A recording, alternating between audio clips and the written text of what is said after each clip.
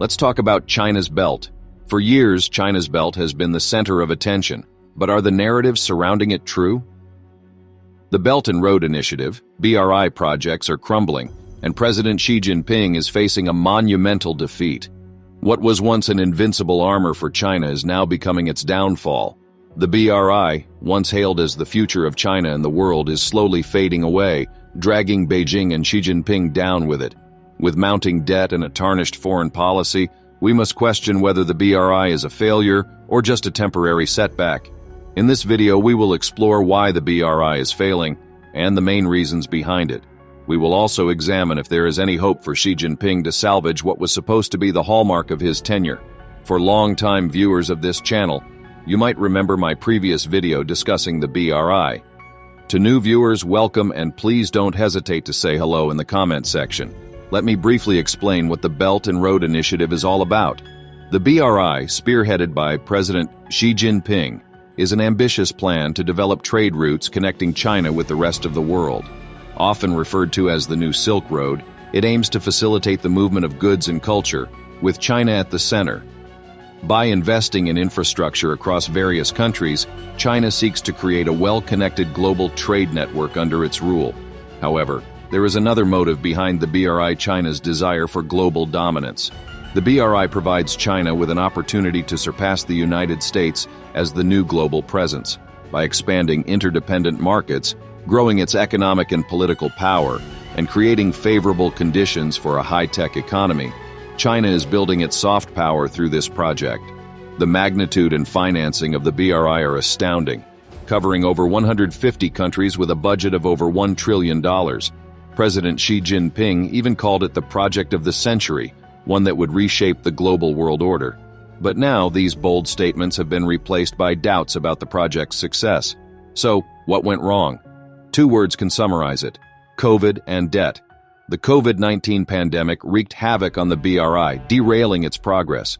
Moreover, the Western criticism of the BRI as a debt-trapping scheme holds some truth.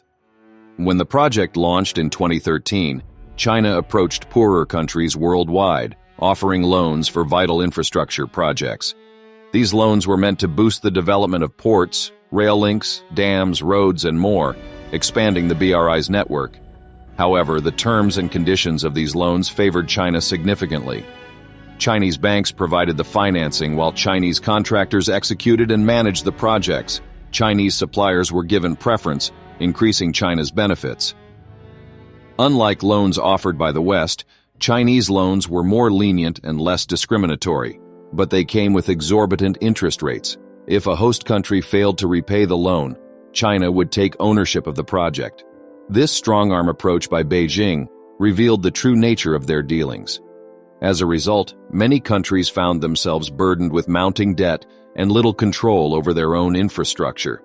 They became trapped in a cycle of dependence on China, which ultimately undermined the BRI's objectives. The repercussions of China's financial ventures on foreign soil. The countries China targeted were predominantly economically disadvantaged nations across various continents.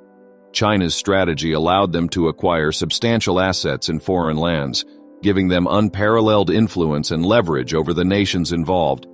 To put things into perspective, since its launch, China has distributed over $1 trillion in loans to more than 150 countries. This remarkable feat makes China the world's largest official creditor, an immense responsibility accompanied by numerous challenges. At the heart of China's loan-giving program lies a significant factor: minimal interference and restrictions. By refraining from asking too many questions, China garnered the support of numerous countries in a short span of time. However, this approach also meant limited oversight over the disbursed funds.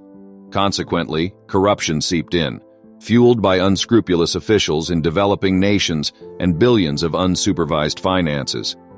Regrettably, a substantial portion of the funds intended for economic purposes were diverted towards political agendas. Even for projects with an economic focus, the motivations behind them were questionable. Some countries embarked on ventures that lacked financial viability, all in the name of development.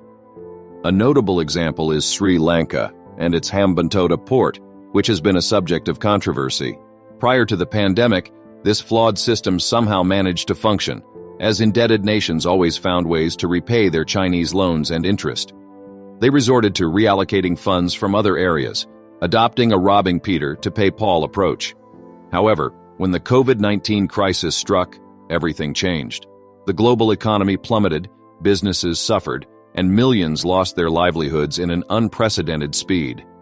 Nations involved in the Belt and Road Initiative found it increasingly difficult to honor their loan commitments. The year 2020, approximately 19 months ago, was a turning point. The word pandemic took over our lives, and the repercussions were felt worldwide. The coronavirus pandemic brought the global economy to its knees. With economies shutting down and finances grinding to a halt, countries involved in the BRI struggled to generate income to meet their loan obligations. Defaulting became a grim reality. Moreover, amidst the pandemic's chaos, interest in the BRI dwindled. It became challenging to prioritize infrastructure projects when the priority was survival, providing food, shelter, and healthcare.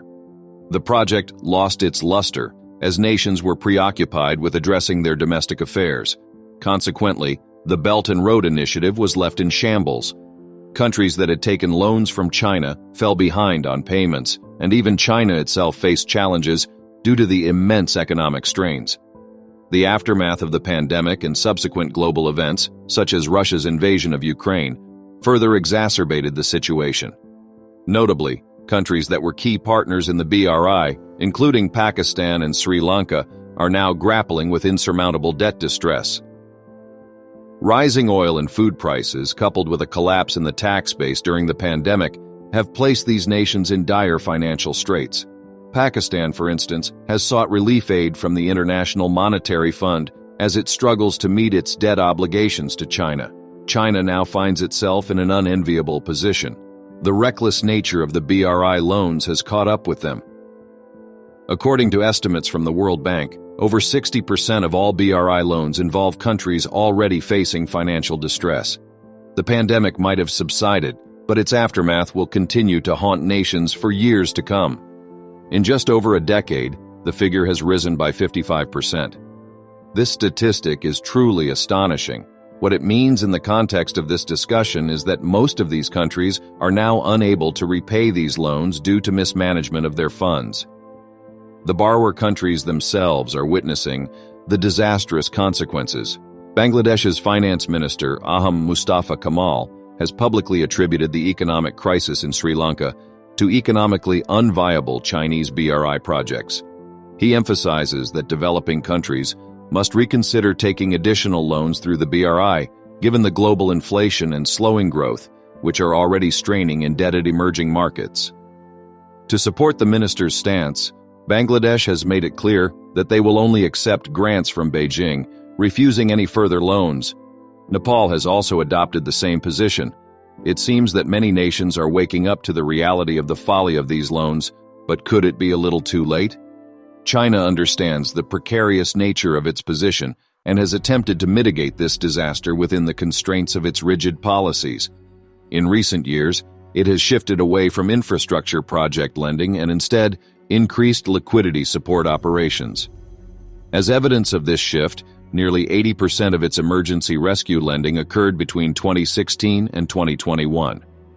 However, reaching this point hasn't been easy for Beijing, as they have been reluctant to acknowledge the unraveling situation. Given that the BRI is Xi Jinping's flagship project, it's understandable why there is hesitancy in accepting the failure of such a monumental endeavor. This is evident in the way loans are referred to, with Chinese officials pressuring bankers to avoid any mention of bad or failed loans. Despite the dire situation for BRI partners, there are certain actions that China refuses to take. Beijing firmly maintains that it does not offer bailouts to all distressed BRI borrowers. The poorest partners, typically low-income countries, are usually offered debt restructuring deals involving grace periods or extensions for final repayment dates, but no new money. China cannot continue extending loans to those who already appear incapable of repayment, so grace periods are their only option. For middle-income countries, Beijing tends to provide new money through balance of payment support, which helps avoid or delay default. However, even this support comes at a cost. China has also adamantly refused to cooperate with Western efforts through the G20's Paris Club, which serves to restructure debt when a country is unable to pay. China's refusal likely stems partially from a lack of desire to admit that nations are defaulting on its loans, as well as self-interest. By pressuring struggling countries individually, China can increase the likelihood of repayment on its own terms and prioritize repayment over other nations. Some countries that are capable of repayment have vowed never to take Chinese loans again. Meanwhile, China remains rigid and determined, investing in the BRI while attempting damage control. It is difficult not to conclude that China's Belt and Road Initiative has failed.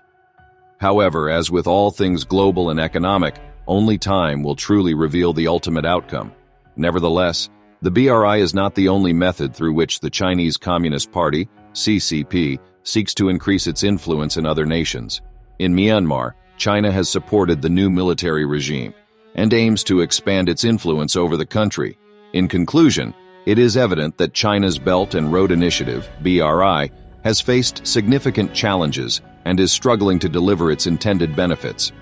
The increasing debt burden on partnering countries and their inability to repay loans have highlighted the mismanagement and flaws in the BRI projects. As nations wake up to the risks associated with these loans, many are vowing to avoid future Chinese loans altogether. Meanwhile, China remains determined but has shifted its focus to liquidity support rather than infrastructure lending. To stay updated on the developments surrounding China's BRI and its impact on global economies, make sure to subscribe to our channel and hit the like button. Your support is crucial in helping us bring you more insightful content.